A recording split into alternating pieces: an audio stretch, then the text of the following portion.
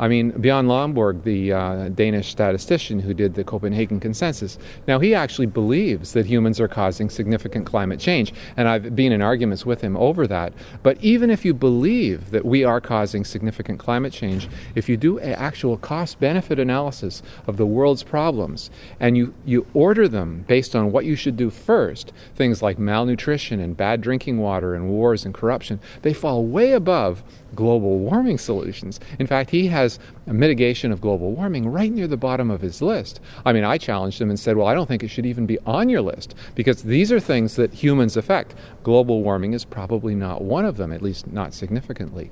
And of course, he disagreed with me on that because he believes in the IPCC. But even believing in the IPCC, when he brought together UN ambassadors who then had to prioritize the world's top problems, global warming fell very low. Now, this was UN ambassadors, okay? These are not, right-wing capitalists or something. These are UN ambassadors from all over the world were brought together, and they did a Copenhagen Consensus as well. If you go to the Copenhagen Consensus website, you can see the actual priority that they put it in. They did the same thing with student groups, okay, who you would think would be quite left-wing. But when they were actually forced between helping people now in Africa who are dying due to bad drinking water or the possibility of climate change in 50 or 100 years, they helped people now. So even if the science were right, what we're doing with the UN right now is wrong. A potential for business development in the new green economy, where the competition is so much fiercer and is likely to grow, particularly in the East than it is now. And the basic assumption that something can be achieved here. Because if you can't change the climate at all, which is what actually is coming out, what can you achieve with this whole thing? Where it's not that you're trying to achieve something that is not obvious. And what is not obvious seems to me to be a hidden agenda, which is 100% political and very little to do with saving the climate. The thing is, if you want to implement a no-regrets policy, the question you want to ask yourself is, if there's uncertainty about whether climate change is real or not, how can we implement a policy that will make sense even if it's not real, or even if it's not a major problem? And if you take a thing like flooding, sea levels may rise or fall for all kinds of reasons.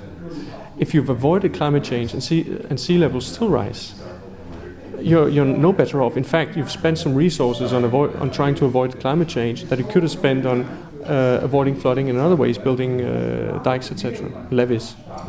Well, most things come good because of growth and increase in wealth. And what this conference is genuinely is about is an attack on both of those.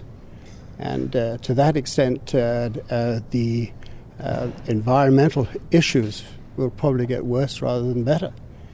So I think they're headed in the wrong direction. I mean, 180 degrees in the wrong direction. Oh, right. If I had my 5 minutes there, I would say, don't sign any of this nonsense. Get real. What is needed? What does the third world want so far as climate and weather is concerned? And the answer is, what we should have is international cooperation to prepare for, we should have international cooperation to predict and prepare for extreme weather events. We know at Weather Action we can forecast extreme events around the world, and we've done them with great success. For example, those floods in Sri Lanka where 58,000 people were recently made homeless, we predicted that for a month ahead between the 17th and 19th of November. Those sort of things, and anything other people can do, should be done to prepare for climate and weather extremes and act against them. I think we're all in favor of energy conservation and recycling where it makes economic sense. For example, you certainly recycle gold and silver because it makes economic sense. You even recycle lead because it's cheap to recycle lead, and lead is valuable. So some things should be recycled and some things are not worth recycling. That's an individual decision. It's not a global issue. It has nothing to do with greenhouse effects and nothing to do with climate. It has to do with sensible conservation based on economic factors. I believe deeply in democracy. Democracy is that each person should be able to evaluate information and then make your own choice of this. But if the thing you are being given, the thing which you should judge, is false, then democracy is gone.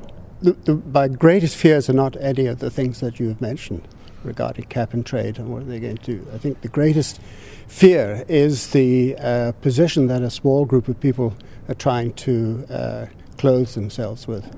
And you're talking about an organization and a budget which sometimes equals that of the EU itself. A new layer of government being superimposed.